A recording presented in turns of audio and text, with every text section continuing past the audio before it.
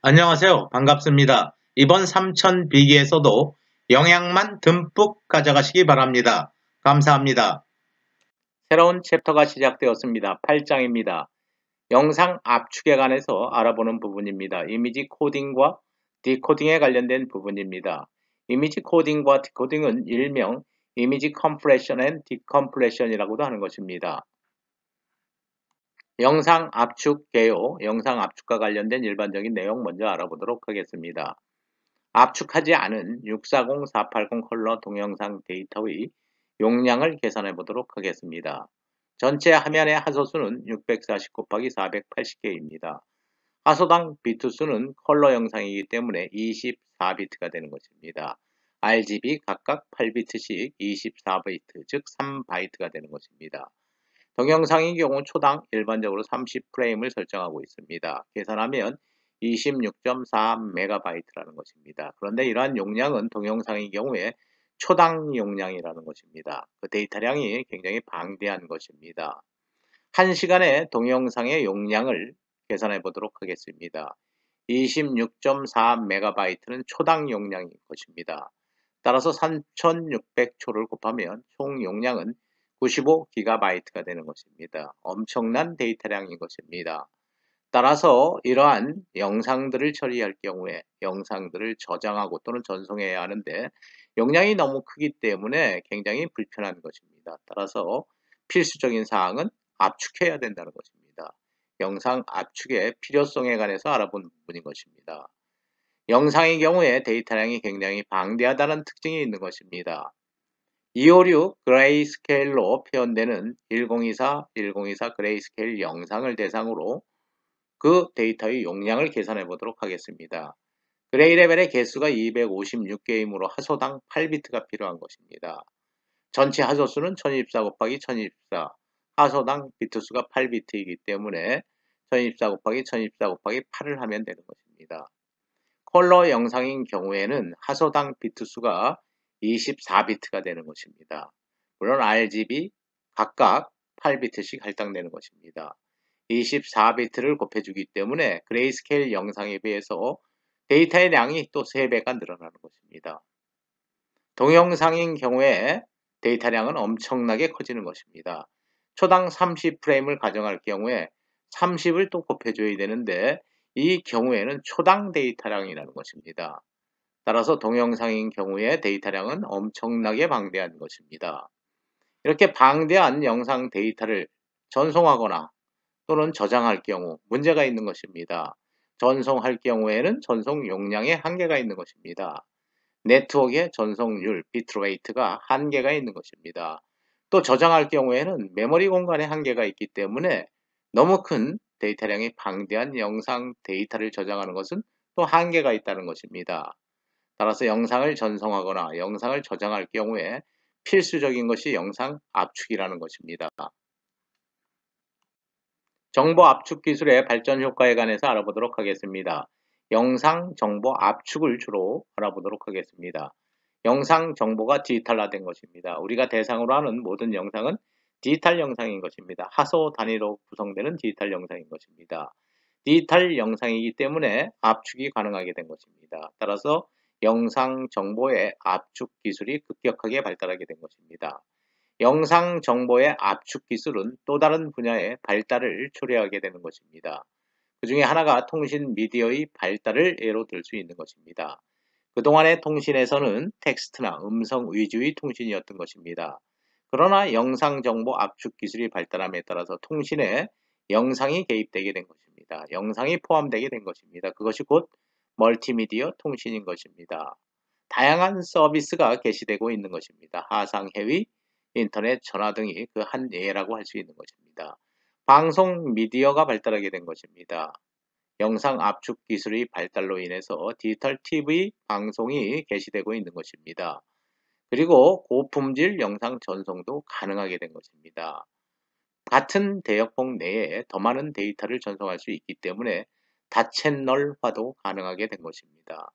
저장 미디어도 발달하게 된 것입니다. 저장 미디어는 하드디스크나 최근에 널리 사용되고 있는 낸드 플래시 메모리를 중심으로 발달하고 있는 것입니다. 영상 압축에서의 공간적 중복성에 관해서 알아보도록 하겠습니다. 먼저 압축을 할 경우에 인간의 시각 특징을 고려하고 있다는 것입니다. 사람의 눈은 레졸루션에 한계가 있는 것입니다. 따라서 압축 과정에서 일부 데이터를 손실시킬 수도 있는 것입니다. 압축률을 높이기 위한 하나의 방법인 것입니다. 그런 경우라도 데이터 손실을 인간의 눈이 알아채지 못한다고 한다면 압축이 가능한 것입니다. 인간의 시각 특징을 압축에 이용하고 있다는 것입니다. 또 하나의 중요한 것은 영상을 압축한다는 것은 공간적 중복성을 제거한다는 것입니다.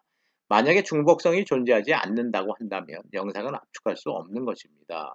중복되는 부분이 있기 때문에 압축을 할 수 있는 것입니다. 영상에서의 리던던스의 기본 원리는 중복성의 기본 원리는 이웃한 하소 간에는 하소값이 유사하다라는 특징이 성립한다는 것입니다.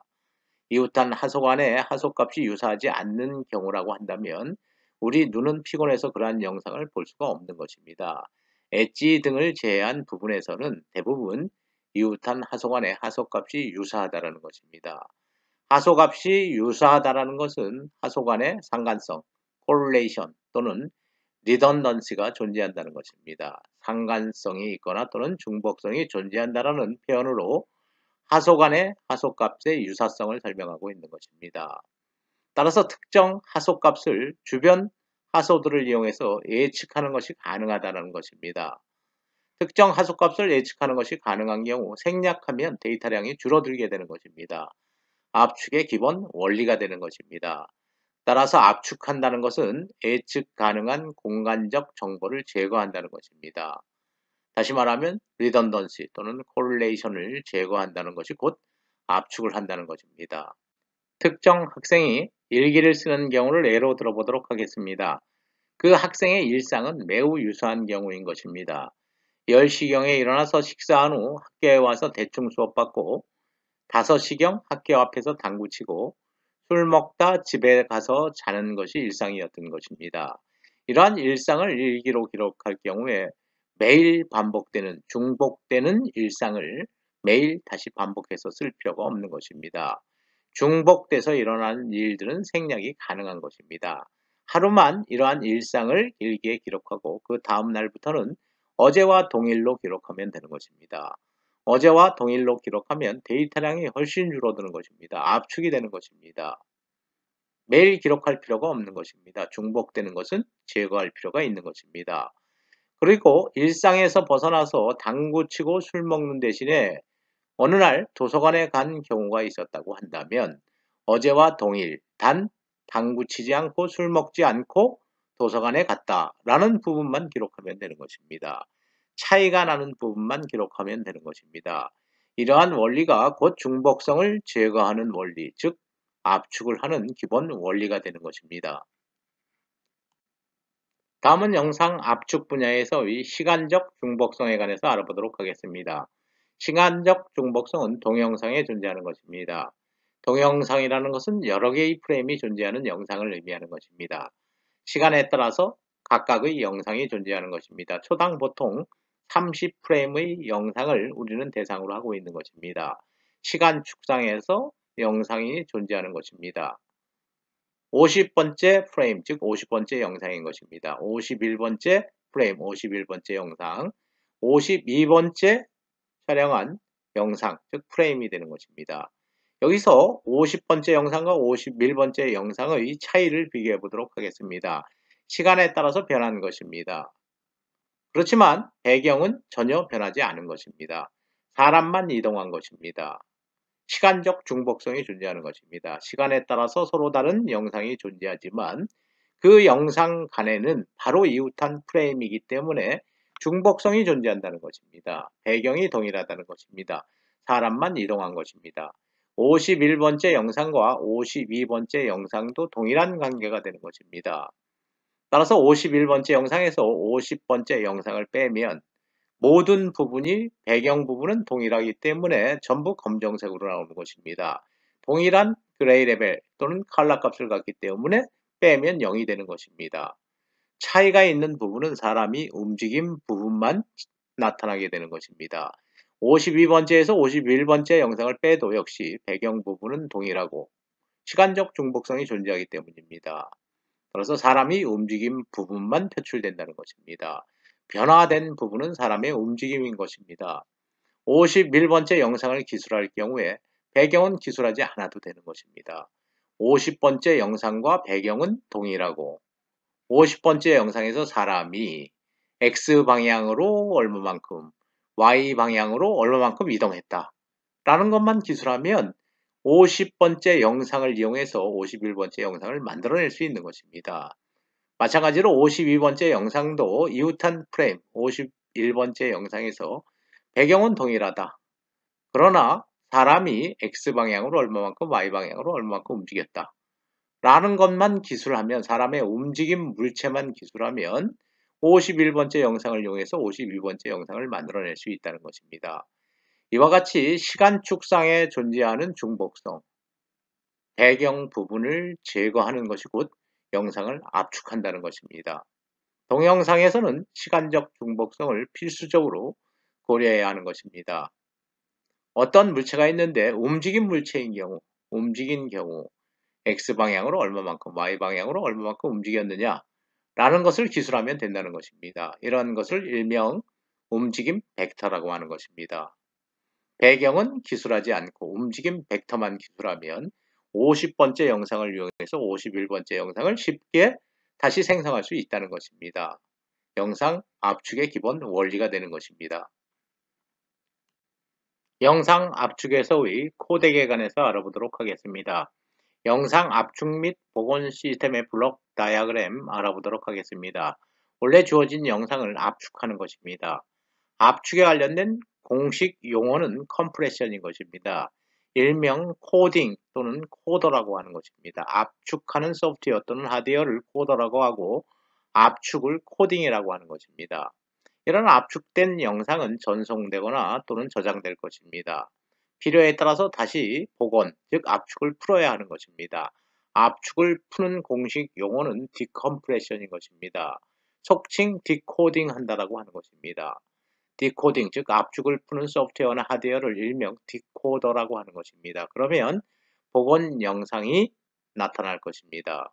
압축하고 압축을 푸는 것을 일명 컴프레션, 디컴프레션이라고도 하지만 보통 많이 쓰는 것은 코딩, 디코딩, 코더, 디코더라는 말을 쓰고 있는 것입니다. 따라서 코덱이라고 하는 것입니다. 코덱은 압축을 하고 압축을 푸는 일종의 소프트웨어 또는 하드웨어 시스템을 의미하는 것입니다. 또는 압축과 압축을 푸는 행위를 의미하는 것이 코덱이라고 할 수 있는 것입니다. 영상 데이터에는 다양한 중복성이 존재한다는 것입니다.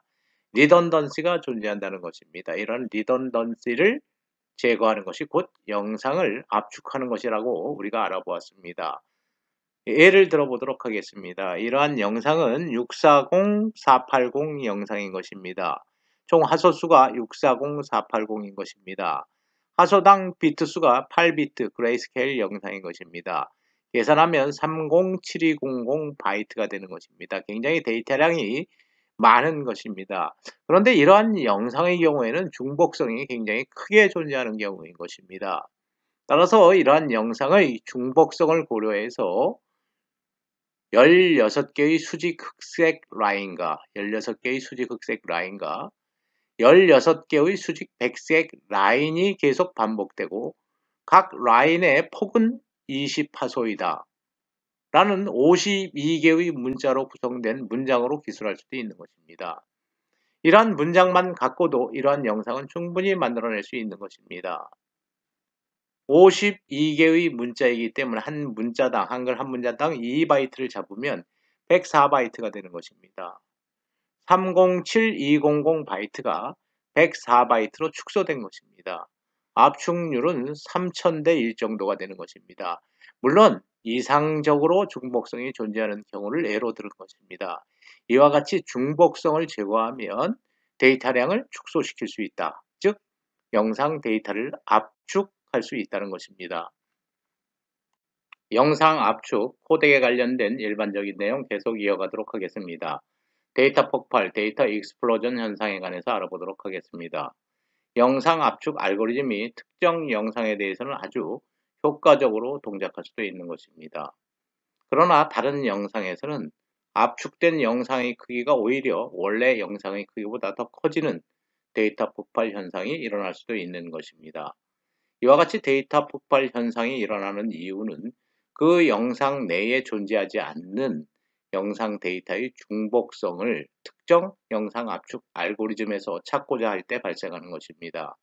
따라서 응용 분야에 따라서 또는 영상의 종류에 따라서 영상 압축 알고리즘은 적용 대상이 틀려질 수도 있다는 것입니다. 다음 압축률을 제고하기 위한 방법 알아보도록 하겠습니다. 압축률을 높이기 위해서 특정 압축 기법을 반복적으로 사용하는 것은 불가능한 일입니다. 반복적으로 사용한다고 하더라도 압축률은 높아지지 않을 것입니다. 이미 첫 번째 적용에서 중복성을 모두 찾았기 때문에 더 이상 압축률은 높아지지 않는 것입니다. 압축률을 높이기 위해서는 여러 개의 압축 기법을 조합해서 사용하는 것이 일반적인 것입니다. 영상 압축 기법에 관해서 알아보도록 하겠습니다. 이미지 컴프레션, 즉 영상 압축은 크게 두 가지로 나눌 수 있는 것입니다. 그 하나가 로스리스 방식인 것입니다. 무손실 압축 기법인 것입니다. 또 다른 하나는 로시 방식인 것입니다. 손실 압축 방식인 것입니다. 로스리스, 무손실 압축 기법은 압축한 영상을 풀었을 때 그 데이터가 원래의 영상 데이터와 동일할 때 무손실 압축 기법을 적용했다라고 하는 것입니다. 압축 과정에서 데이터를 전혀 손실시키지 않은 것입니다. 따라서 압축률은 크게 높아질 수가 없는 것입니다. 최대 3대 1을 초과할 수는 없는 것입니다. 원래의 데이터를 그대로 보존할 때 사용되는 압축 기법인 것입니다. 반면에 손실 압축 기법은 압축 과정에서 일부 데이터를 손실시키는 것입니다.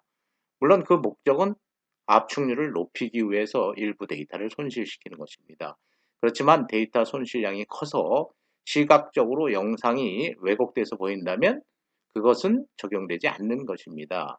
시각적으로 문제가 되지 않을 정도의 데이터를 손실시키는 기법을 손실 압축 기법이라고 하는 것입니다. 압축률이 매우 높아질 것입니다. 따라서 100대 1 정도를 넘어설 수도 있다는 것입니다. 대부분 우리가 지금 현재 시청하고 있는 동영상들은 손실 압축 기법을 적용해서 저장하거나 또는 전송하고 있는 것입니다. 런 랭스 코딩에 관해서 알아보도록 하겠습니다. 압축 방식 중에 하나인 것입니다. 이러한 각각의 압축 방식은 앞으로 우리가 학습하게 될 표준 영상 압축 기법에 적용되는 방식인 것입니다. 런 랭스 코딩이라는 것은 말 그대로 달리는 길이를 이용해서 중복성을 제거하고 그 중복성을 제거함으로 인해서 영상을 압축하고자 하는 것입니다. 코딩하고자 하는 것입니다. 여기서 달리는 길이라는 것은 동일한 데이터가 연속적으로 존재할 경우 그런 동일한 데이터를 반복해서 쓰지 말고 동일한 데이터 한 번만 쓰고 몇 번 반복되는지 반복 횟수를 기록하면 된다는 것입니다. 이러한 논리는 영상에서 통용되는 이러한 사실에 근거한 것입니다. 이웃한 하소들이 통계적으로 같은 그레이 레벨 값을 가질 확률이 높다는 사실에 근거한 것입니다. 하나의 예를 살펴보도록 하겠습니다. 주어진 입력 영상인 것입니다. 10개의 데이터만을 대상으로 알아보도록 하겠습니다. 그레이 레벨 값이 동일한 데이터가 반복되고 있는 것입니다. 입력 영상은 주어진 입력 영상은 256 그레이 레벨을 갖는 영상인 것입니다. 따라서 하소당 8비트로 표현될 것입니다. 10개의 데이터이므로 하소당 8비트이면 총 80비트의 용량을 갖는 영상인 것입니다. 10개의 데이터만을 대상으로 우리가 분석하고 있는 것입니다. 런 랭스 코딩을 해보도록 하겠습니다. 54가 4번 반복되는 것입니다. 54가 4번 반복되는 것입니다. 66이 3번 반복되는 것입니다. 81이 3번 반복되는 것입니다. 첫 번째 8비트에 그레이 레벨 값을 기록하면 되는 것입니다. 다음 8비트는 반복 횟수가 되는 것입니다. 역시 그레이 레벨 값, 다음 8비트 반복 횟수, 8비트 그레이 레벨 값, 다음 8비트 반복 횟수. 각각 하나당 8비트가 필요한 것입니다. 하나, 둘, 셋, 넷, 다섯, 여섯. 총 비트 수는 6, 8이 48, 48비트인 것입니다. 입력 영상의 총 데이터량은 80비트인 것입니다. 48분의 82, 곧 압축률이 되는 것입니다. 압축률은 당연히 1보다 커야지만 의미가 있는 것입니다. 이렇게 압축된 영상을 다시 복원할 수도 있어야 되는 것입니다. 압축을 풀 수도 있어야 되는 것입니다. 앞에 8비트 데이터를 잘라서 보면 54인 것입니다. 다음 8비트 데이터를 잘라서 보면 4인 것입니다. 다음은 반복 횟수인 것입니다. 54를 4번 반복시키면 되는 것입니다. 8비트 데이터가 66입니다. 3번 반복하면 되는 것입니다. 역시 81 데이터가 3번 반복되므로 3번 반복하면 되는 것입니다. 영상을 압축하고 또 압축한 영상을 풀 수도 있는 것입니다. 풀지 못한다면 그러한 영상 압축 알고리즘은 의미가 없는 것입니다. 이러한 문자 데이터를 예로 들어보면 계속 문자가 반복적으로 존재하는 것입니다. 이러한 경우 run length 코딩을 적용하면 반복 횟수를 앞에다 쓰겠습니다. 4번 A가 반복된다는 것입니다. B가 5번, C가 8번 반복되는 것입니다. D는 1번 반복되는 것입니다. E는 4번 반복되는 것입니다. 22개의 문자가 10개의 문자로 바뀌게 되는 것입니다. 1개의 문자를 표현하는 ASCII 코드가 8비트라고 가정한다면 22바이트가 될 것입니다. 10개의 문자이므로 10바이트가 될 것입니다. 10분의 22 하면 압축률은 2.2가 되는 것입니다. 다음은 런랭스 코딩에서의 데이터 폭발에 관해서 알아보도록 하겠습니다. 데이터 폭발이라는 것은 압축된 영상 데이터량이 원래의 영상 데이터량보다 더 많아지는 현상을 말하는 것입니다. 주어진 입력 영상인 것입니다. 리던던시가 존재하지 않는 것입니다. 같은 그레이 레벨 데이터가 반복되는 경우가 없는 것입니다. 이러한 경우에 데이터량을 계산해 보면 10개의 데이터이기 때문에 256 그레이 레벨의 그레이스케일 영상에서 하소당 8비트입니다. 따라서 10개의 데이터에 하소당 8비트 하면 80비트가 되는 것입니다. 런 랭스 코딩을 해보도록 하겠습니다. 54가 한 번 반복되는 것입니다. 59가 또 한 번 반복되는 것입니다. 각각의 데이터가 모두 한 번씩 반복되는 것입니다. 8비트씩 표현하기 때문에 10개의 데이터가 20개의 데이터로 늘어나는 것입니다. 따라서 20개의 데이터가 각각 8비트씩이면 총 160비트가 되는 것입니다. 원래 영상의 데이터량은 80비트인 것입니다. 따라서 압축률을 계산하면 160분의 80, 0.5대 1이 되는 것입니다. 압축률이 1보다 작은 것입니다. 오히려 데이터가 2배로 늘어났다는 것입니다. 이 경우에도 생각해 보도록 하겠습니다. My dog has fleas. 역시 반복되는 문자가 존재하지 않는 것입니다. 따라서 항상 한 번 M이 반복되고 한 번 Y가 반복되고 함으로 인해서 데이터량이 역시 2배로 늘어나는 것입니다. 이 경우에도 압축률은 0.5가 될 것입니다. 이러한 영상 데이터나 이러한 문자 데이터에서 run length 코딩은 아무런 의미가 없는 것입니다. run length 코딩 계속 알아보도록 하겠습니다. run length 코딩에서의 가장 큰 문제점은 데이터가 연속적으로 반복되지 않는 경우 데이터 폭발 현상이 일어날 수 있다는 것입니다. 이러한 문제를 해결하지 않으면 run length 코딩을 일반적으로 영상 압축에 적용할 수가 없는 것입니다. 이러한 문제를 해결하기 위한 방법 중에 하나가 통과 모드, 즉 패스 모드를 적용한 run length 코딩 기법인 것입니다. 통과 모드를 적용한 run length 코딩 기법은 반복되지 않는 하소의 그레이 레벨 값은 원래의 값을 그대로 표현하는 것입니다. 반복되는 밝기 값들에 대해서만 run length 코딩을 하면 된다는 것입니다. 그렇다면 어느 부분은 run length 코딩을 했고 어느 부분은 run length 코딩을 하지 않았는지를 구분하는 뭔가의 문자가 필요한 것입니다. 그것이 바로 전치 문자인 것입니다. 영상을 예로 설명해 보도록 하겠습니다. 입력 영상인 것입니다. 10개의 데이터가 주어진 것입니다. 반복되는 데이터도 있지만 연속적으로 반복되지 않는 54, 59와 같은 데이터도 있는 것입니다. 10개의 데이터인데 하수당 비트가 8비트이기 때문에 총 데이터량은 80비트인 것입니다. 런랭스 코딩을 해보도록 하겠습니다. 54는 연속적으로 반복되는 데이터가 아니기 때문에 54를 그대로 8비트 데이터 54로 코딩하면 되는 것입니다. 다음 59도 역시 연속되는 데이터가 아닌 것입니다. 따라서 59를 바이너리 즉 8비트로 바꿔서 그대로 8비트에 표현하면 되는 것입니다. 54는 연속적으로 반복되는 데이터인 것입니다. 따라서 런랭스 코딩을 해야 되는 것입니다. 다음 8비트에 다음 데이터는 런랭스 코딩을 한 데이터다 라고 알려주는 전치 문자가 필요한 것입니다. 에스터리스크를 이용하도록 하는 것입니다. 54가 5번 반복되는 것으로 런랭스 코딩하는 것입니다. 다음 80도 연속적으로 반복되는 데이터인 것입니다. 따라서 런랭스 코딩을 한다는 의미에서 전체 문자 에스터리스크를 8비트로 코딩하는 것입니다.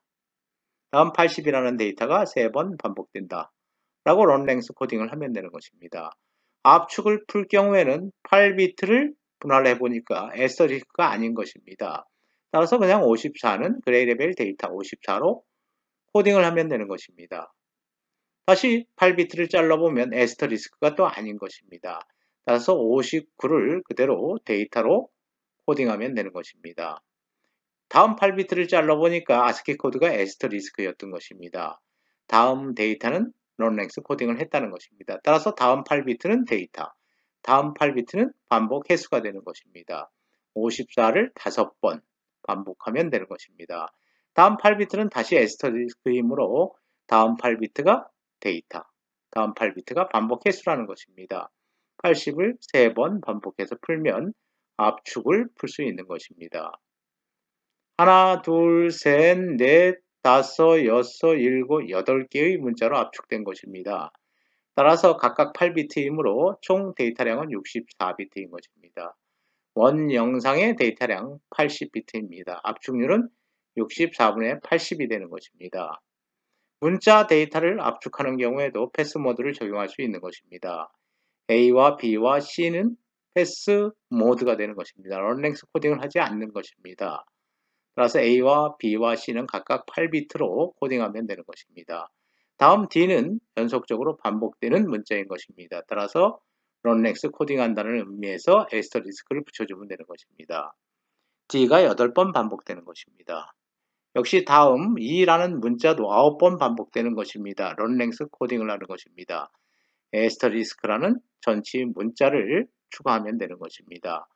압축률은 19개의 문자가 9개의 문자로 축소됐기 때문에 9분의 19, 2.11이 되는 것입니다. 두 번째 압축 방식, 허프만 코딩에 관해서 알아보도록 하겠습니다.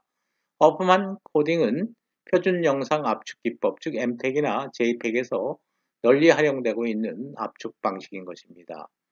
기본 논리를 알아보도록 하겠습니다. 허프만 코딩에서는 영상 내에 존재하는 밝기값들의 빈도수를 계산하는 것입니다. 그 영상 내에서 특정 그레이 레벨 값, 즉 밝기값이 몇 번 나오는지를 계산하는 것입니다. 발생 빈도수가 많은 밝기값의 경우에는 표준 비트수, 즉 8비트보다 더 적은 비트로 표현하는 것입니다. 256 그레이 레벨을 갖는 영상의 경우에 표준 비트수가 8비트인 것입니다. 만약에 64 그레이 레벨을 갖는 영상인 경우에 표준 비트는 6비트가 되는 것입니다. 발생 빈도수가 많은 밝기값을 무조건 표준 비트수보다 더 적은 비트로 표현할 수는 없는 것입니다. 그 대가를 지불해야 되는 것입니다. 그 대가는 발생 빈도수가 적은 밝기값을 표현하는 데서 지불하는 것입니다. 발생 빈도수가 적은 밝기값은 표준 비트수 8비트보다 더 많은 비트로 표현하는 것입니다. 9비트, 10비트, 11비트 등으로 표현하는 것입니다. 전체적으로 데이터량이 감소한다는 것입니다. 예를 들어보도록 하겠습니다. 영상 내에 그레이 레벨이 100이 존재하는데 100이 1000번 나온다는 것입니다. 하소가 1000개가 그레이 레벨 값이 100이라는 것입니다. 1비트씩 축소시키도록 하겠습니다. 그레이 레벨의 빈도수가 많기 때문에 표준 비트보다 축소시켜서 표현하는 것입니다. 7비트로 표현하는 것입니다. 따라서 1비트가 축소되기 때문에 전체 빈도수는 1000개, 즉 하소수가 1000개이기 때문에 1000비트가 줄어드는 것입니다. 그레이 레벨이 50인 화소의 빈도수는 100개라고 가정을 하도록 하겠습니다. 빈도수가 적은 그레이 레벨 값입니다. 따라서 이러한 그레이 레벨이 50인 밝기 값은 2비트를 추가해서 10비트로 표현하는 것입니다. 표준 비트 8비트보다 2비트를 더 많게 표현하는 것입니다. 1비트 축소하는 대가를 지불하는 것입니다. 따라서 2비트가 추가되는데 그 하소의 개수가 100개이므로 전체 200비트가 추가되는 것입니다. 그래도 전체적으로는 800비트가 축소되는 것입니다. 영상이 압축된다는 것입니다. 이와 같이 허프만 코딩은 데이터의 발생 빈도수에 따라 서로 다른 길이의 코드를 사용하는 방식이라는 것입니다. 허프만 코딩과 관련된 첫 번째 방법 알아보도록 하겠습니다. 부호화는 이진 트리를 통해서 수행하는 것입니다.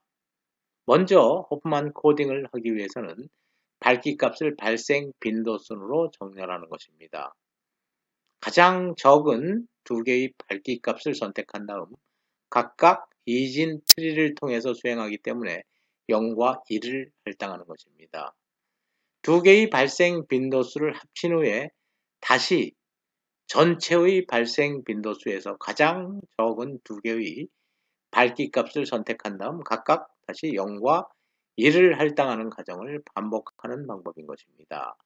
물론 실제적인 예를 들면 여러분들이 쉽게 이해할 수 있는 방법인 것입니다. 다음은 허프만 코딩을 수행하는 두 번째 방법인 것입니다. 물론 첫 번째 방법과 허프만 코딩에 관련된 기본적인 논리는 동일한 것입니다. 수행하는 방법에 관한 차이만 있을 뿐인 것입니다. 방법 2 알아보도록 하겠습니다. 처음에는 모든 빈도수들을 독립된 자유 노드들로 간주하면 되는 것입니다. 가장 낮은 빈도수를 가진 두 개의 자유 노드들을 자식 노드로 하는 하나의 부모 노드를 생성할 것입니다. 부모 노드는 자식 노드들의 합과 동일한 가중치를 가지게 되는 것입니다. 가중치가 높은 노드가 왼쪽 자식으로 채택될 것입니다. 연결된 두 개의 자식 노드들을 자유 노드 리스트에서 삭제할 것입니다. 삭제하고 부모 노드를 리스트에 추가하면 되는 것입니다. 2번과 3번 단계를 하나의 자유 노드만 남을 때까지 반복하는 것입니다.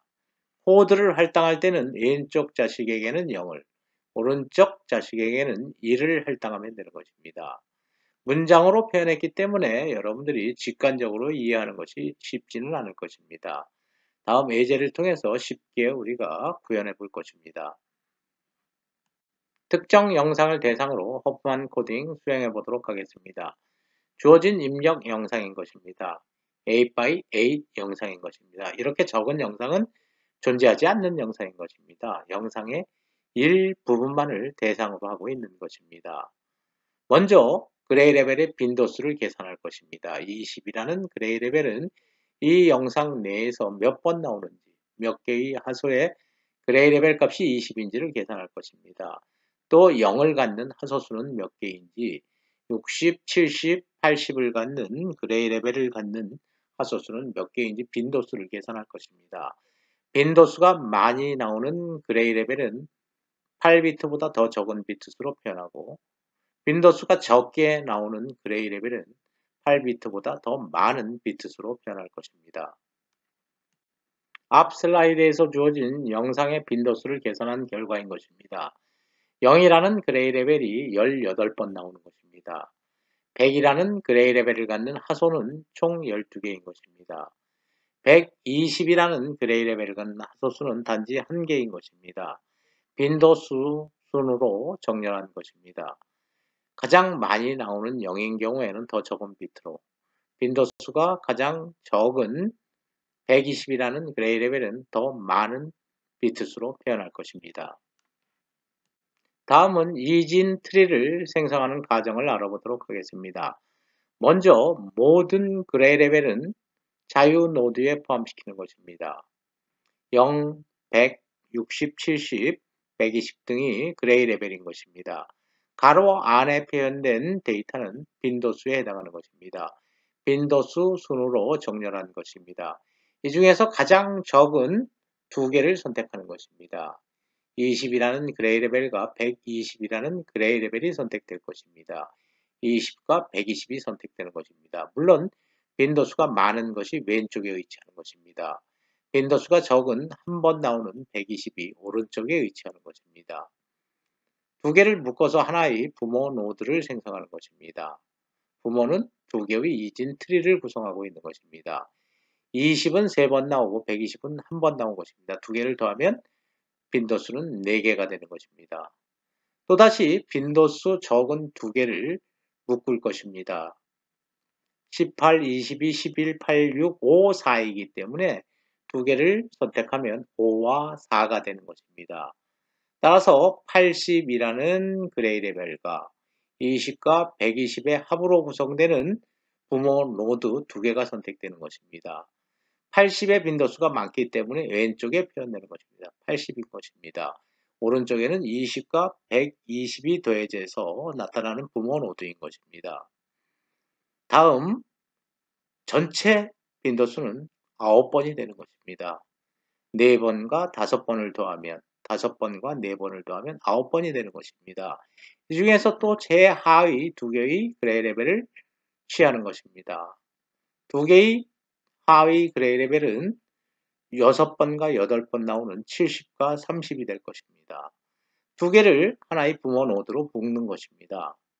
70이 더 많은 빈도수이기 때문에 왼쪽에 표현될 것입니다. 30인 것입니다. 두 개를 묶어서 부모 노드를 만드는 것입니다. 이 경우에 70의 빈도수 8과 30의 빈도수 6을 더하면 전체 빈도수는 14가 되는 것입니다. 다시 최하위 빈도수를 갖는 두 개를 선택하는 것입니다. 9와 11이 될 것입니다. 다음 슬라이드에서 이어가도록 하겠습니다. 계속 이어가도록 하겠습니다. 9번 나오는 P2와 11번 나오는 60이 하나로 묶이는 게 되는 것입니다. 11번, 9번이기 때문에 빈도수가 많은 것이 왼쪽, 적은 것이 오른쪽인 것입니다. 두 개를 더하면 P4라는 부모 노드가 또 하나 생성되는 것입니다. 전체 빈도수는 11번, 9번이기 때문에 20번이 되는 것입니다. 20, 14, 18, 12 중에서 가장 적은 두 개를 선택하면 100이라는 그레이 레벨과 P3가 해당하는 것입니다. 따라서 100이라는 그레이 레벨과 P3를 묶는 것입니다. P3는 빈도수가 14번이고 100이라는 그레이 레벨의 빈도수는 12인 것입니다. 따라서 더 많은 것이 P3인 것입니다. 70, 30을 묶은 P3가 왼쪽에 위치하는 것입니다. 100이 오른쪽에 위치한 것입니다. 따라서 14 더하기 12 하면 총 빈도수는 26이 되는 것입니다. 또 다시 가장 적은 두 개를 선택할 것입니다. 18, 26, 20 중에서 적은 것은 18과 20인 것입니다. 따라서 18과 20, 20이 왼쪽에 위치하는 것입니다. P4가 왼쪽에 위치하는 P4인 것입니다. 왼쪽에 위치하고 오른쪽에 0이 위치하는 것입니다. 두 개의 빈도수를 더하면 18, 20이기 때문에 38이 되는 것입니다. 이제 두 개만 남은 것입니다. 다음 슬라이드에서 계속 이어가도록 하겠습니다. 앞의 슬라이드에서 P6와 P5를 묶은 것입니다. P6의 빈도수가 더 많기 때문에 왼쪽에 위치한 것입니다. P5의 빈도수가 적기 때문에 오른쪽에 위치한 것입니다. P6, P5를 하나로 묶은 부모 노드가 되는 것입니다. 다음은 0과 1을 할당할 것입니다. 왼쪽에 0을 할당하는 것입니다. 오른쪽에 1을 할당하는 것입니다. 다시 두 개의 자식 노드에서 왼쪽에 0, 오른쪽에 1을 선택하는 것입니다. 다시 두 개의 자식 노드에서 0, 1, 다시 0, 1이 선택되는 것입니다. 다시 두 개에서 0, 1이 선택하는 것입니다. 다시 마찬가지인 것입니다. 왼쪽에 0, 오른쪽에 1이 선택되는 것입니다. 다시 왼쪽에 0, 오른쪽에 1이 선택되는 것입니다. 이제 호프만 코드를 만들어 보도록 하겠습니다. 그레이 레벨이 0인 경우 알아보도록 하겠습니다. 그레이 레벨이 0인 경우입니다. 0인 그레이 레벨에 도착하기 위해서는 이 노드와 이 노드를 거쳐야 되는 것입니다. 0, 1이 되는 것입니다. 0, 1 두 개의 비트로 코딩된 것입니다. 다음은 100이라는 그레이 레벨을 코딩하도록 하겠습니다. 100이라는 그레이 레벨에 도착하기 위해서는 1, 1이 되는 것입니다. 따라서 1, 1로 코딩되는 것입니다. 60 하나 더 알아보도록 하겠습니다. 60이라는 그레이 레벨에 도착하기 위해서는 0, 0, 0을 거쳐야 되는 것입니다. 따라서 0, 0, 0으로 코딩되는 것입니다. 120 마지막으로 알아보도록 하겠습니다. 120이라는 그레이 레벨에 도착하기 위해서는 0, 0, 1, 1, 1을 거쳐야 되는 것입니다. 0, 0, 1, 1, 1로 코딩되는 것입니다. 이와 같은 이진 트리 방식으로 영상 내에 존재하는 각각의 그레이 레벨 값들을 0과 1로 코딩할 수 있다는 것입니다. 그런데 빈도수가 많으면 많을수록 더 적은 비트로 표현되는 것입니다. 빈도수가 적을수록 더 많은 비트로 표현되는 것입니다. 그래도 전체적으로는 이익이라는 것입니다. 그런데 여기서 여러분들이 의문을 가질 수도 있는 것입니다. 표준 비트가 8비트인데 왜 가장 많은 비트가 5비트로 구성되어 있고 가장 적은 비트가 2비트로 구성되어 있는가? 이 부분에서 의문을 가질 것입니다. 영상 전체를 대상으로 한 것이 아니라 8x8 영상의 일부분만을 대상으로 했기 때문에 이러한 결과가 나온 것입니다. 빈도수가 적은 것은 더 많은 비트수로, 빈도수가 많은 것은 더 적은 비트로 표현된다는 호프만의 논리, 우리가 하나의 예를 통해서 증명한 것입니다. 호프만 코딩을 하는 두 번째 방법 알아보도록 하겠습니다. 물론 첫 번째 방법, 이진 트리를 이용하는 방법과 동일한 논리인 것입니다. 그러나 절차상 차이만 있을 뿐인 것입니다.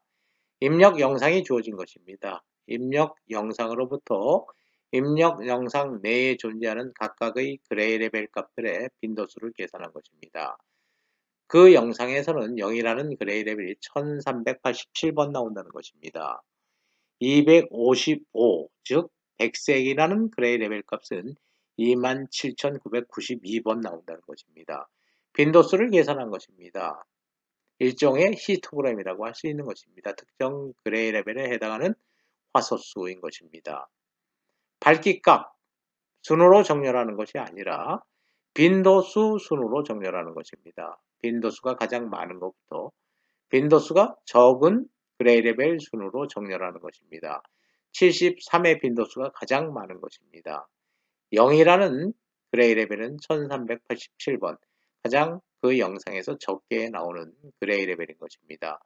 빈도수 순으로 정렬한 그레이 레벨 값을 이제 두 개씩 묶어갈 것입니다. 허프만 코딩에 관해서 알아보도록 하겠습니다. 밝기 값을 발생 빈도수 순으로 나열한 것입니다.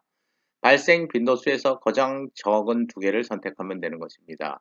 1387과 27991을 선택하게 되는 것입니다. 두 개를 묶어서 위에 0을 할당하고 밑에 1을 할당하면 되는 것입니다. 두 개의 빈도수의 합은 29379가 되는 것입니다. 이제 리스트에서 두 개는 제거되는 것입니다. 다시 나머지 중에서 가장 적은 두 개를 선택하는 것입니다. 30791과 29379일 것입니다. 위에다 0을 할당하고 밑에다 1을 할당하는 것입니다. 두 개의 빈도수를 더하면 60170이 되는 것입니다. 이제 리스트에서 제거되는 것입니다. 나머지 중에서 두 개를 선택하는 것입니다. 가장 적은 두 개는 3490과 32891일 것입니다. 두 개를 묶고 위에다 0을 할당하고 밑에다 1을 할당하면 되는 것입니다. 빈도수의 합은 6788이 되는 것입니다. 이와 같은 방법으로 가장 적은 두 개를 묶어서 위에다 0을 할당하고 밑에다 1을 할당하는 방법을 계속 진행하면 최종 빈도수는 307200이 될 것입니다. 이런 307200이라는 값은 모든 발생 빈도수를 더한 값이 될 것입니다. 허프만 코드로 코딩해 보도록 하겠습니다. 그레이 레벨 73을 코딩해 보도록 하겠습니다. 73으로 가기 위해서는 2를 거쳐서 0을 거쳐서 가야 되는 것입니다. 따라서 73은 허프만 코드로 1, 0으로 코딩되는 것입니다. 다음은 그레이 레벨 110을 허프만 코드로 코딩해 보도록 하겠습니다. 110에 가기 위해서는 0을 거쳐서 가면 되는 것입니다. 따라서 0, 0으로 코딩되는 것입니다. 그레이 레벨 255를 허프만 코드로 코딩해 보도록 하겠습니다. 255에 가기 위해서는 1, 1, 1, 1, 0을 거쳐서 가게 되는 것입니다. 따라서 1111 0으로 코딩되는 것입니다. 그레이 레벨 0을 코딩해 보도록 하겠습니다. 1을 거쳐서 1을 거쳐서 1을 거쳐서 또 1을 거쳐서 가게 되는 것입니다. 1이 5개의 비트로 구성되는 것입니다. 0은 1111로 코딩되는 것입니다. 이와 같이 빈도수가 적은 그레이 레벨은 더 많은 비트수로 코딩되고 빈도수가 많은 그레이 레벨은 더 적은 비트수로 코딩된다는 것입니다. 또 다른 압축 기법인 것입니다. 이번에는 DPCM 코딩 방식에 관해서 알아보도록 하겠습니다. Differential PCM 코딩 방식인 것입니다. 차분 보호 방식이라고 할 수 있는 것입니다. DPCM 코딩 방식에서는 이웃하는 하소 간의 밝기 값의 차이를 보호하는 방법인 것입니다. DPCM 코딩 방법의 기본 논리는 하소 간의 밝기 값의 차이를 구하면 그 수의 범위가 축소된다는 것입니다. 수의 범위가 축소된다는 것은 적은 비트수로 보호할 수 있다는 것입니다. 영상에서는 이웃하는 하소 간의 그레이 레벨 차는 크지 않다라는 가정이 통용되기 때문인 것입니다.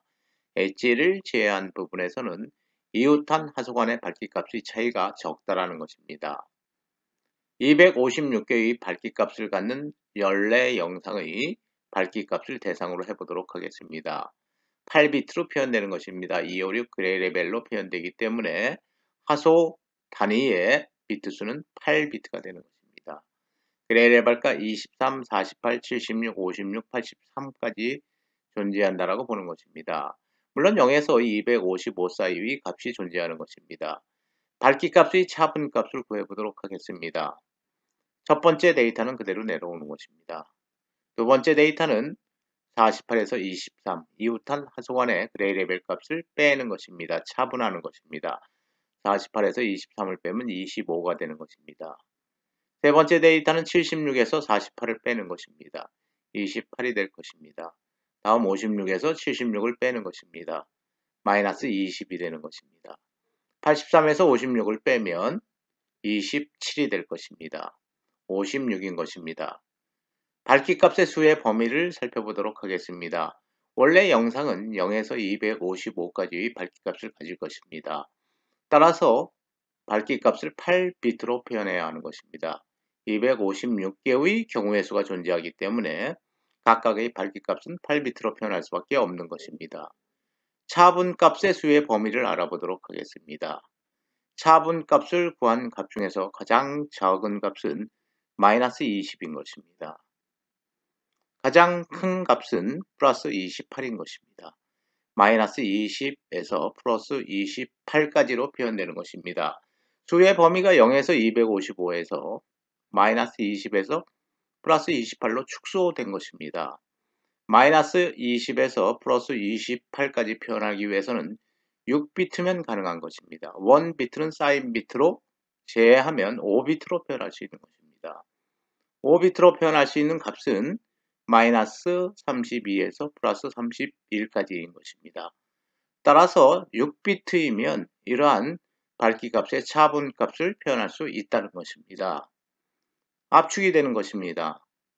원래 영상의 데이터량은 그레이 레벨이 5개이기 때문에 곱하기 8비트 하면 40비트가 되는 것입니다. DPCM인 경우에는 데이터가 5개인데 그레이 레벨이 5개인데 각각 6비트로 표현할 수 있는 것입니다. 따라서 데이터량은 30비트가 되는 것입니다. 30분의 40 하면 압축률이 1보다 커지게 되는 것입니다. 이 경우에 압축을 푸는 방법 알아보도록 하겠습니다. 첫 번째 데이터는 그대로 풀면 되는 것입니다. 두 번째 데이터에서 첫 번째 데이터를 뺀 값이기 때문에 더하면 되는 것입니다. 23 더하기 25 하면 두 번째 데이터 48을 얻을 수 있는 것입니다. 다음은 76을 얻기 위해서 다음 데이터 28에다가 48을 더하면 되는 것입니다. 그럼 76이 되는 것입니다. 이와 같은 방법으로 차분값으로 데이터를 표현한다고 하더라도 원래의 그레이 레벨 값을 얻어낼 수 있다는 것입니다. 즉 다시 말하면 압축을 풀 수 있다는 것이 되는 것입니다.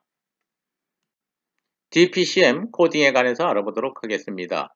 이전 슬라이드에서는 모든 차분값이 마이너스 32에서 플러스 31 안에 포함되는 경우였습니다. 따라서 각각의 데이터는 6비트로 코딩할 수 있었던 경우인 것입니다. 그러나 영상 데이터에 따라서 그렇지 않은 경우도 존재한다는 것입니다. 또 다른 영상 데이터를 대상으로 해보도록 하겠습니다. 256개의 그레이 레벨 값을 갖는 원래 영상에 그레이 레벨 값이 주어진 것입니다. 23, 48, 86, 56, 83으로 주어진 것입니다.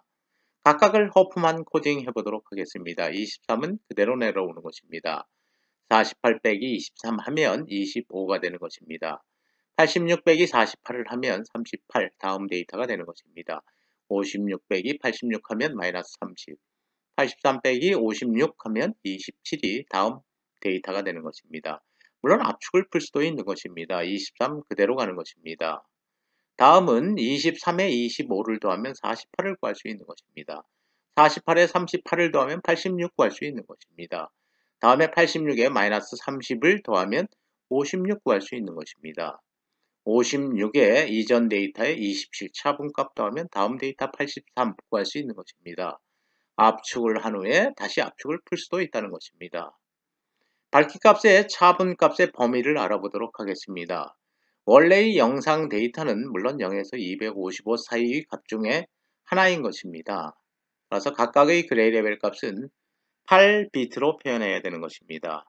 밝기값의 차분값을 구하면 수의 범위가 축소될 것입니다. 가장 작은 값은 마이너스 30인 것입니다. 가장 큰 값은 플러스 38인 것입니다. 마이너스 30에서 플러스 38까지 존재하는 것입니다. 마이너스 32에서 플러스 31 안에 모든 차분값이 존재하면 6비트로 표현 가능하나 플러스 38이라는 데이터가 있기 때문에 모든 데이터를 6비트로 표현할 수는 없는 것입니다. 그렇다고 해서 모든 데이터를 7비트로 표현하는 것도 불가능한 것입니다. 오히려 코딩, 즉 압축률이 떨어지게 되는 것입니다. 따라서 마이너스 32에서 플러스 31 안에 들어가는 데이터들은 6비트로 코딩하는 것입니다. 그렇지 않은 38에 해당하는 데이터 86은 원래의 데이터를 그대로 표현하는 것입니다. 그렇다면 DPCM 코딩한 데이터는 어떤 것이고 원래의 데이터를 그대로 표현한 데이터는 어떤 것인지 구분하는 뭔가의 코드가 있어야 되는 것입니다. 그게 바로 오버로드 코드인 것입니다.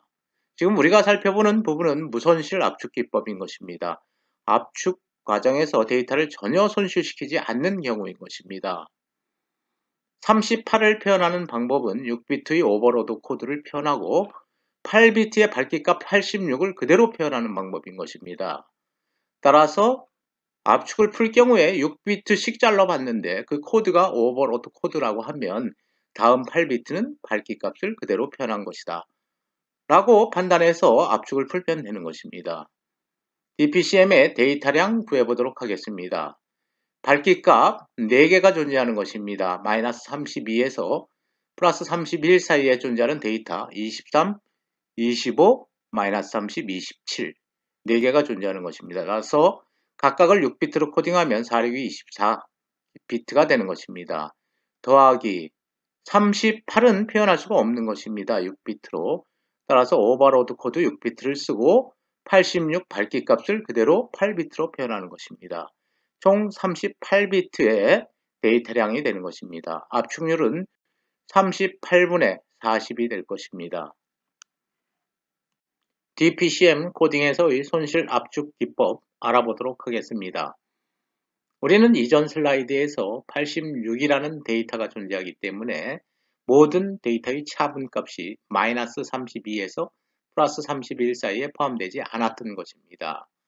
따라서 모든 데이터를 6비트로 표현하는 것이 불가능한 것입니다.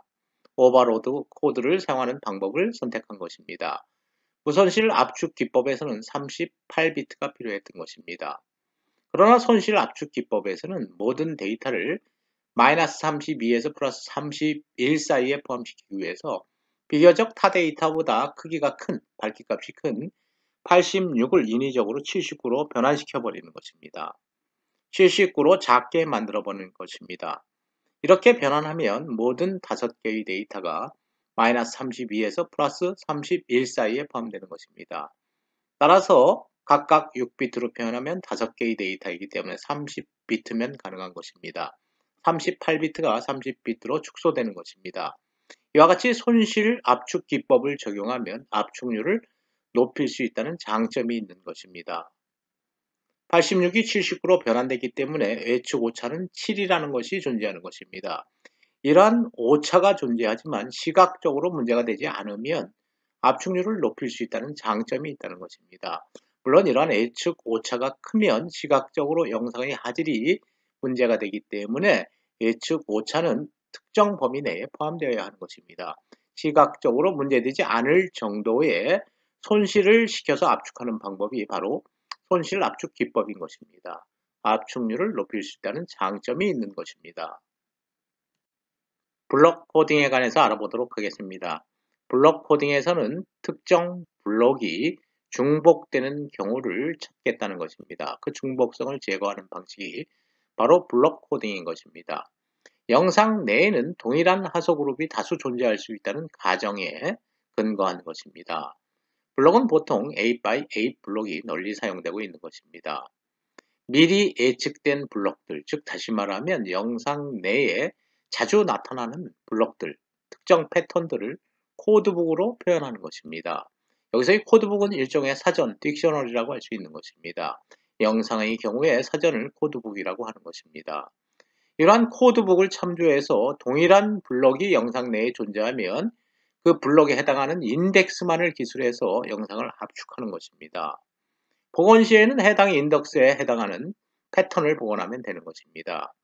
미리 영상을 압축할 경우와 영상을 풀 경우 모두 코드북을 참조하면 되는 것입니다. 이 코드북은 미리 만들어 놓은 것입니다. 예를 들면 A by A 블록인 것입니다. 이러한 패턴인 것입니다. 각각의 64개의 하소값이 주어진 것입니다. 또 다른 패턴이 보통 대상으로 하는 영상에서 많이 나타난다는 것입니다. 또 이러한 패턴의 블록도 자주 나타난다는 것입니다. 이러한 패턴의 블록도 나타난다는 것입니다. 자주 나타나는 블록 패턴들은 미리 코드북에 저장시켜 놓고 각각의 인덱스를 부여하는 것입니다. 번호를 부여하는 것입니다. 00 블록인 것입니다. 01 블록인 것입니다. 10 블록인 것입니다. 11 블록인 것입니다. 영상을 블록 코딩 해보도록 하겠습니다. 이러한 A by A 블록이 나타난 것입니다. 코드북을 찾아보면 인덱스가 00인 것입니다. 따라서 A by A 64개의 데이터 64 곱하기 8비트를 2비트로 표현하는 것입니다. 00으로 표현하는 것입니다. 다음 A by A 블록을 분할해보면 딕셔너리에 있는 코드북에 있는 또 데이터 패턴이 존재한 동일 패턴이 존재한다는 것입니다. 이러한 패턴이기 때문에 01로 코딩하는 것입니다. 01인 것입니다. 다음 A by A 블록은 11에 해당하는 영상 패턴인 것입니다. 따라서 11로 코딩하는 것입니다. 각각은 64개의 데이터 곱하기 8비트 64개의 데이터 곱하기 8비트 64개의 데이터 곱하기 8비트를 6비트로 표현한 것입니다. 따라서 이렇게 코딩한 다음에 영상을 풀 경우에는 코드북을 참조하면 되는 것입니다. 00, 인덱스 00에 해당하는 A by A 블록 패턴 다시 복원하면 되는 것입니다. 01, 인덱스 01에 해당하는 A by A 패턴 다시 복원하면 되는 것입니다. 11에 해당하는 영상 패턴 다시 복원하면 압축을 푸는 것입니다. 원래의 영상을 6비트로 압축하고 다시 6비트를 이용해서 원래의 영상을 다시 만들어내는 압축 풀기가 가능하다는 것입니다. 블록 코딩에서의 가장 중요한 부분은 코드북을 어떻게 설계하는가에 관련된 부분인 것입니다. 초기의 코드북은 블록 하나가 한 개의 하소로 구성되는 것입니다. 그레이 레벨이 0인 하소, 그레이 레벨이 1인 하소, 그레이 레벨이 255인 하소. 따라서 인덱스는 256개이기 때문에 8비트로 구성되는 것입니다. 따라서 특정 영상의 하나의 하소를 찾아낼 수 있는 것입니다. 그레이 레벨 값을 찾아내면 또 하나의 하소로 대체되는 것입니다. 따라서 이러한 경우에 코드북의 블록의 크기를 하나의 하소로 설정하는 경우에 압축률은 1대1일 것입니다. 원래의 영상을 압축해도 동일한 압축된 영상, 원래의 영상과 동일한 크기의 영상이 나타날 것입니다. 초기의 코드북인 것입니다. 이제 코드북 내에 존재하는 패턴들을 크게 설정하는 것입니다. 원래의 영상의 중복성을 분석하는 과정에서 A by A 블록에 새로운 패턴이 나타나면 그 패턴을 블록으로 포함시키는 것입니다. 영상 내에 자주 나타나는 패턴이 발견된 경우 코드북 내에 더 큰 패턴을 포함시키는 것입니다.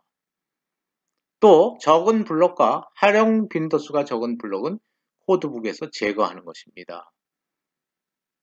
빈도수가 많은 영상 패턴들로 계속 업데이트, 갱신시키는 것입니다. 무손실 압축에서는 동일한 패턴의 블록만을 탐색하는 것입니다. 그러나 하나의 블록이 A by A인 경우에 총 64개의 데이터가 되는 것입니다. 64개의 그레이 레벨 값이 모두 전혀 차이 없이 동일할 수 있는 확률은 크게 적은 것입니다. 따라서 블록 코딩은 무손실 압축 기법보다는 손실 압축 기법을 주로 사용한다는 것입니다. 손실 압축 기법에서는 유사한 패턴의 블록 가지를 탐색하는 것입니다. 64개의 데이터의 차이를 구했을 때 그 오차값이 크지 않는다고 한다면 유사한 패턴도 동일 패턴으로 처리하겠다는 것입니다. 물론 일부 데이터는 손실되는 것입니다. 블록 코딩에서 주요한 키는 코드북 설계 어떻게 할 것인가에 관련된 부분과 유사 패턴은 어떻게 탐색할 건지에 관련된 알고리즘을 구현하는 것입니다. 코드북 설계 어떻게 할 것인가, 유사 패턴, 블록 탐색, 알고리즘 구현하는 부분, 이 부분이 가장 중요한 하나의 키 팩터라고 할 수 있는 것입니다. 다음은 새로운 압축 방식 DCT 코딩에 관해서 알아보도록 하겠습니다. 여기서의 DCT는 Discrete Cosine Transform을 의미하는 것입니다. 공간 영역의 데이터를 주파수 영역으로 변환하는 트랜스폼인 것입니다. 물론 후리에 트랜스폼을 사용해서 주파수 영역으로 변환할 수도 있는 것입니다. 그러나 압축 효율을 높이기 위해서 공간 영역의 데이터를 주파수 영역으로 변환할 때 쓰는 트랜스폼이 Discrete Cosine Transform DCT인 것입니다. DCT 코딩은 하소 블록을 보호하는 것입니다. 블록 단위로 보호하는데 손실 압축 기법 중에 하나인 것입니다. 무손실 압축 기법은 적용할 수 없는 코딩 방식이 DCT 코딩 방식인 것입니다. DCT 코딩 방식에서는 미리 정의된 공간 영역 A by A 블록 또는 16 by 16 블록의 데이터들을 주파수 영역으로 변환해서 보호하는 것입니다. 영상의 경우에는 항상 이웃한 하소 간에 그 밝기 값의 차이가 크지 않다는 통계적 특성이 성립하는 것입니다. 밝기 값의 차이가 크지 않다는 것은 변화량이 적다는 것입니다. 주파수는 변화량인 것입니다. 따라서 영상을 주파수 영역으로 변환하면 저주파 성분의 에너지가 집중되는 것입니다. 고주파 성분의 경우에는 굉장히 그 크기가 작게 나타나는 것입니다. 밝기 값의 차이가 엣지를 제한 부분에선 크지 않다는 통계적 특성 때문에 그런 것입니다. 고주파 성분의 값이 에너지가 굉장히 작다고 한다면 0으로 취급해 버리는 것입니다. 데이터를 줄이는 것입니다. 데이터를 압축하는 것입니다. 에너지가 너무 작은 고주파 성분만을 0으로 취급해서 제거했기 때문에 역 DCT 해도 공간 영역에서의 영상의 화질에는 큰 영향을 미치지 않는 것입니다. 변환 보호에서는 일반적으로 A by A 블록 또는 16 by 16 블록을 사용하고 있는 것입니다. 변환하는 방법에는 후리에 트랜스폼보다는 압축 효율을 높이기 위해서 DCT 변환이 주로 사용된다는 것입니다. 이러한 DCT 변환은 미국 텍사스 대학의 라오 교수를 비롯한 3명의 연구진, 라오 교수는 영상 압축의 대가라고 할 수 있는 것입니다. 3명의 연구진이 DCT에 관한 논문을 IEEE에 발표함으로 인해서 표준 영상 압축 기법에 채택된 것입니다. DCT는 국제표준, 즉 표준 영상 압축 기법인 JPEG, H.26X, MPEG-X 등의 핵심 요소로 사용되고 있는 것입니다. DCT, Discrete Cosine Transform에 관해서 알아보도록 하겠습니다. Discrete Cosine Transform은 공간 영역의 데이터를 주파수 영역의 데이터로 변환하는 방식인 것입니다. 물론 푸리에 변환을 이용해서 주파수 영역의 데이터로 변환할 수도 있지만 DCT를 이용하면 영상 압축 분야에서 압축 효율을 높일 수 있다는 장점이 있는 것입니다. 영상의 경우에는 이웃한 하소간의 그레이 레벨 값의 차이가 크지 않다는 가정이 성립하는 것입니다. 그레이 레벨 차가 크지 않다는 것은 변화량이 적다는 것입니다. 변화량은 곧 주파수 성분인 것입니다. 변화량이 작다는 것은 영상의 경우에 에너지가 저주파 성분에 집중된다는 것을 의미하는 것입니다. 반면에 고주파 성분의 에너지는 굉장히 적을 것입니다. 이러한 0에 가까운 적은 에너지 성분은 제거하는 것입니다. 0으로 처리해 버리는 것입니다. 제거한다는 것은 데이터량을 감소한다는 의미가 되는 것입니다. 데이터량을 감소함으로 인해서 압축의 효과를 얻을 수 있는 것입니다. 영상 내에 존재하는 8x8 크기의 영상 블록을 대상으로 DCT 변환을 하는 것입니다. DCT 변환하는 것을 물론 그대로 역 DCT 변환하면, 인버스 DCT 변환하면 원래의 영상이 전혀 손실 없이 나타날 것입니다. 그러나 영상 압축 분야에서는 주파수 영역으로 변환한 다음에 고주파 성분들을 0으로 처리해 버리는 것입니다. 손실시켜 버리는 것입니다. 이러한 영상을 DCT 변환하면 DC 성분 0,0에 존재하는 성분 값이 DC 성분인 것입니다. 제로 주파수 성분인 것입니다. 영상 내에 포함되어 있는 제로 주파수 성분이 굉장히 크게 나타날 것입니다. 원점에서 멀어질수록 주파수 성분이 높아지는 방향인 것입니다. 하이 프리퀀시 컴포넌트인 것입니다. DCT 변환해보면 제로 주파수 부근에 있는 저주파 성분들이 굉장히 크게 나타날 것입니다. 고주파 성분들은 굉장히 작은 에너지 값으로 나타나는 것입니다. 이러한 값들을 모두 0으로 처리함으로 인해서 데이터량을 줄이는 것입니다. DCT 변환을 적용한 DCT 코딩 방식 계속 알아보도록 하겠습니다. DCT 변환과 관련된 수학적 표현 알아보도록 하겠습니다. 푸리에 변환 수식인 것입니다. 시간 영역에서 주어지는 XT라는 신호에 exponential -j2π ft를 곱해주고 t에 관해서 마이너스 무한대에서 무한대까지 적분하면 주파수에 관한 함수로 바뀌는 것입니다. 시간 영역의 데이터 XT를 주파수 영역의 데이터 XF로 변환하는 것이 곧 푸리에 변환 수식이 되는 것입니다. 이러한 푸리에 변환 수식을 오일러의 공식을 이용해서 다르게 표현하도록 하겠습니다.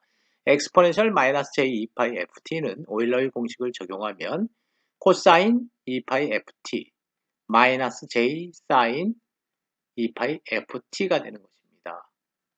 코사인 2π ft 마이너스 j 사인 2π ft를 대입하고 전개하면 두 개의 항으로 나타날 것입니다.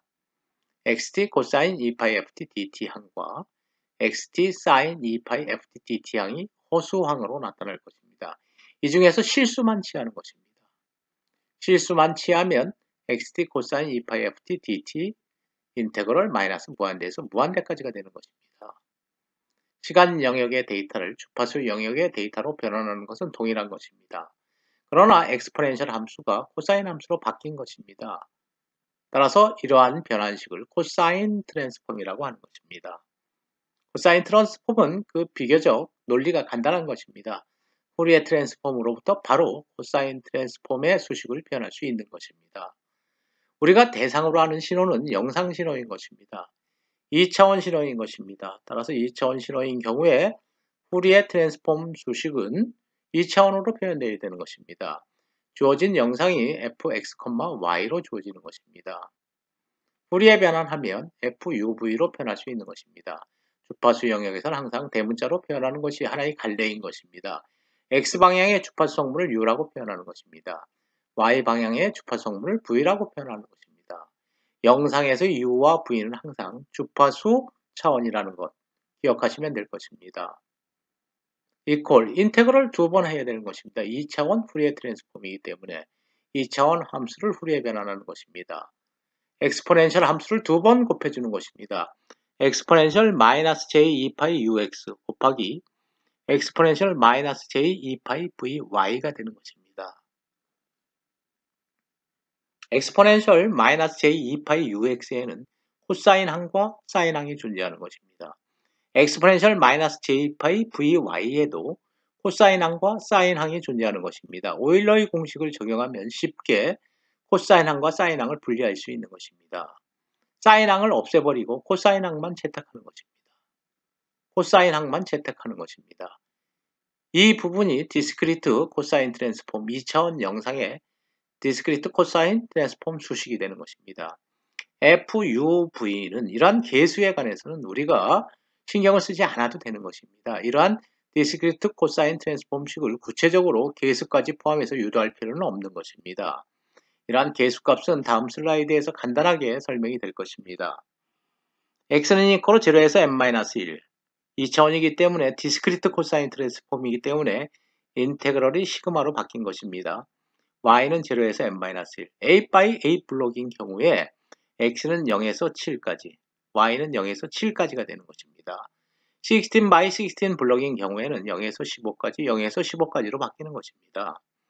fxy 주어진 공간 영역의 영상 엑스포넨셜 대신에 코사인 함수만 표현되는 것입니다.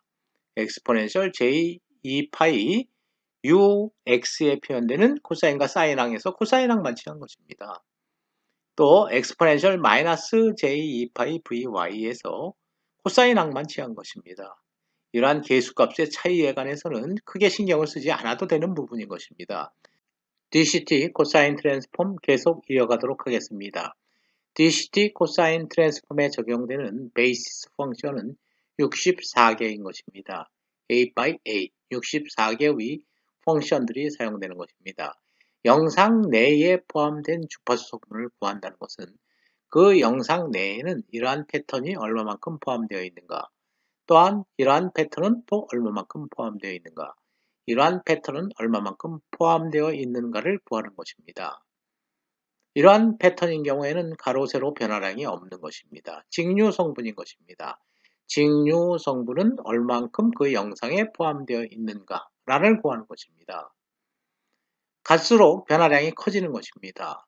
대각선으로 갈수록 가장 변화량이 심한 패턴인 것입니다. 따라서 그러한 영상 내에 이러한 패턴들이 얼마만큼 포함되어 있는가를 구하면 그 영상 내에 포함되어 있는 직류 성분부터 고주파 성분까지를 구할 수 있다는 것입니다. 이러한 영상의 경우에 DCT 도메인으로 살펴보면, 즉 주파수 영역에서 살펴보면 그 에너지가 저주파 성분 쪽에 집중된다는 것입니다. 고주파 성분은 그렇게 에너지가 크지 않게 나타난다는 것입니다. 2차원 DCT 변환 수식인 것입니다. 공간 영역의 영상 fxy를 주파수 영역 fuv로 바꾸는 것입니다. fxy의 엑스포넨셜 함수를 2번 곱해주는 게 아니라 코사인 트랜스폼이기 때문에 코사인 함수를 2번 곱해주는 것입니다. 역 DCT 변화는 fxy와 fuv가 바뀐 것입니다. fuv가 fxy로 바뀐 것입니다. 주파수 영역의 데이터를 공간 영역의 데이터로 변환하는 것, 역 DCT 변환하는 것입니다. 여기서 CUCV는 이 가로 안의 값을 Z라고 얘기할 때 Z가 0이면 루트 2분의 1이 되는 계수인 것입니다. Z가 0보다 크면 1이 되는 계수인 것입니다. U가 0이면 이 값은 루트 2분의 1이라는 것입니다. U가 0보다 큰 경우에는 주파수 성분이 직류 주파수 성분이 아닌 경우에는 CU는 1로 취급하면 된다는 것입니다. CV도 마찬가지인 것입니다. V 가로 안의 값이 Z 값이 0이면 V가 0이면 루트 2분의 1 V가 0보다 크면 1로 처리하면 된다는 것입니다. 물론 이러한 DCT 변환식을 우리가 처음부터 유도할 수도 있는 것입니다. 그러나 이미 우리가 후리에 트랜스폼을 유도했기 때문에 이러한 DCT 코사인 트랜스폼은 그대로 받아들이는 것으로 하도록 하겠습니다. 2차원 DCT 변환에서 하나의 블록을 8 by 8으로 한 경우에 DCT 변환과 역 DCT 변환에 관련된 수식인 것입니다. M과 N 대신에 8과 8을 대입하면 되는 것입니다. 8, 8이 64, 루트 취하면 8, 8분의 2, 4분의 1로 바뀌는 것입니다. X는 0에서 7까지로 변화시키면 되는 것입니다. y도 역시 a by a 블록이기 때문에 0에서 7까지 변화시키면 되는 것입니다. 역 DCT 변환에서도 마찬가지인 것입니다. 루트 mn분의 2, 4분의 1이 되는 것입니다. U 주파수 성분인 것입니다. 주파수 영역의 데이터를 공간 영역의 데이터로 다시 바꾸는 인버스 DCT가 되는 것입니다. 0에서 7까지. V 역시 0에서 7까지 변환시키면 되는 것입니다. 개수인 경우에는 동일한 부분인 것입니다. U나 V가 0일 경우에는 CU, CV 각각 루트 2분의 1로 취급하면 되는 것입니다.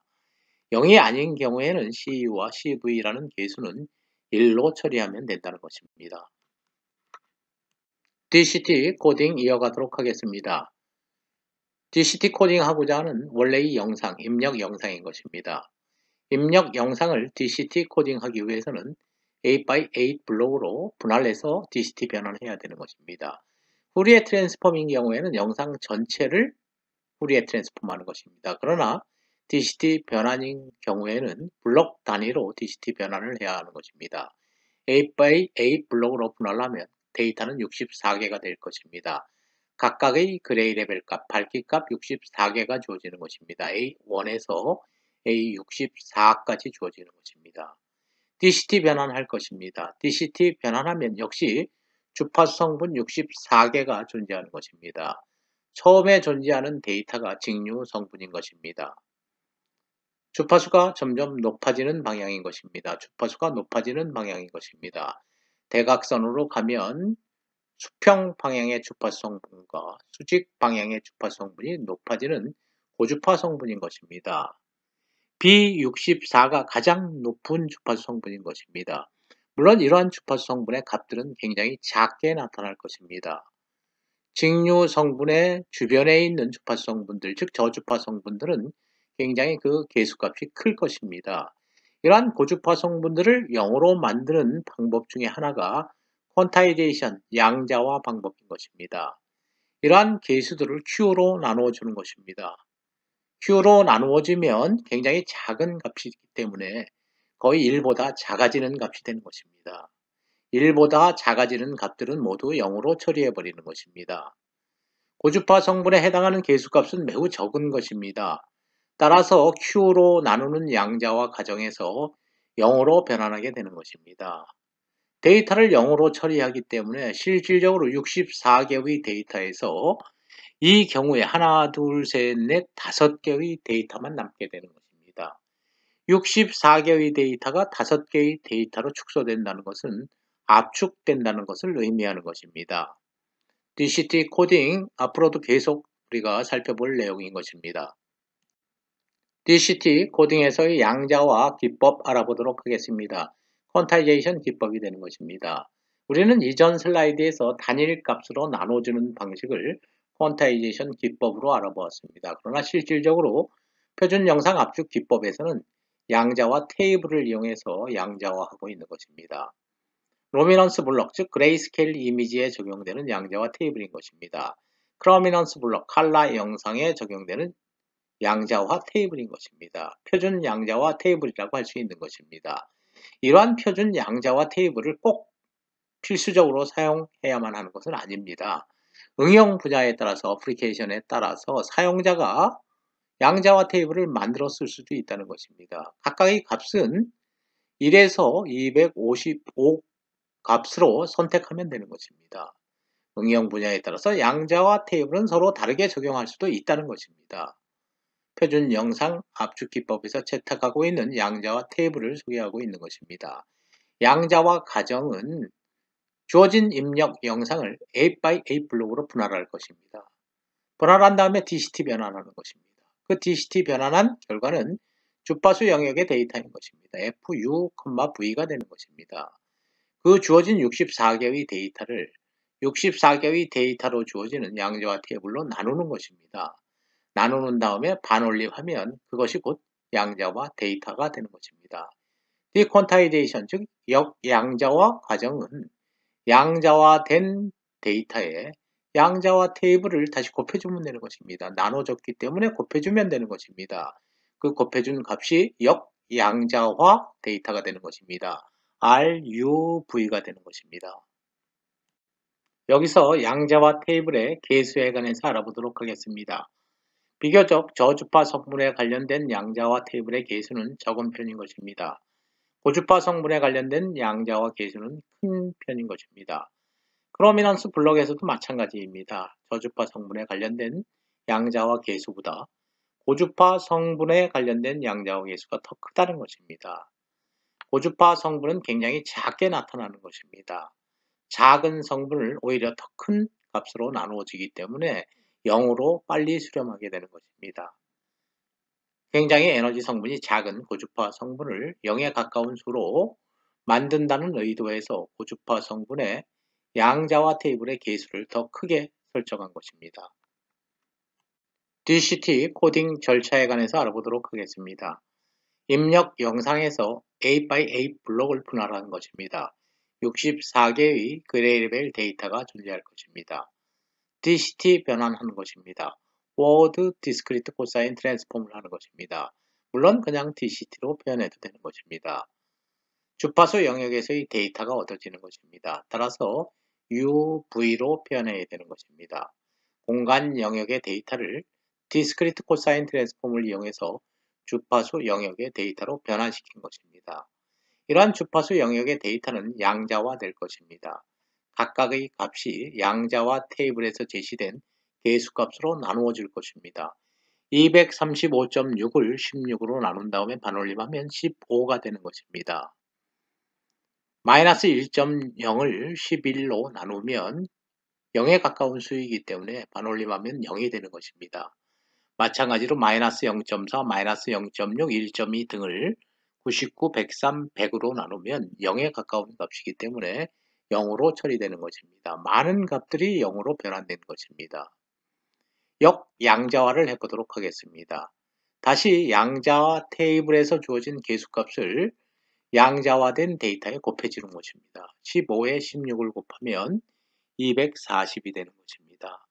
12에 마이너스 2를 곱하면 마이너스 24가 되는 것입니다. 역시 12에 마이너스 1을 곱하면 마이너스 12. 각각의 개수값들을 양자화 테이블에서 제시된 개수값으로 곱하면 역양자화 되는 것입니다. 물론 0을 곱하면 모든 값들은 다시 0인 것입니다. 데이터가 고주파 성분이 일부 손실된 것입니다.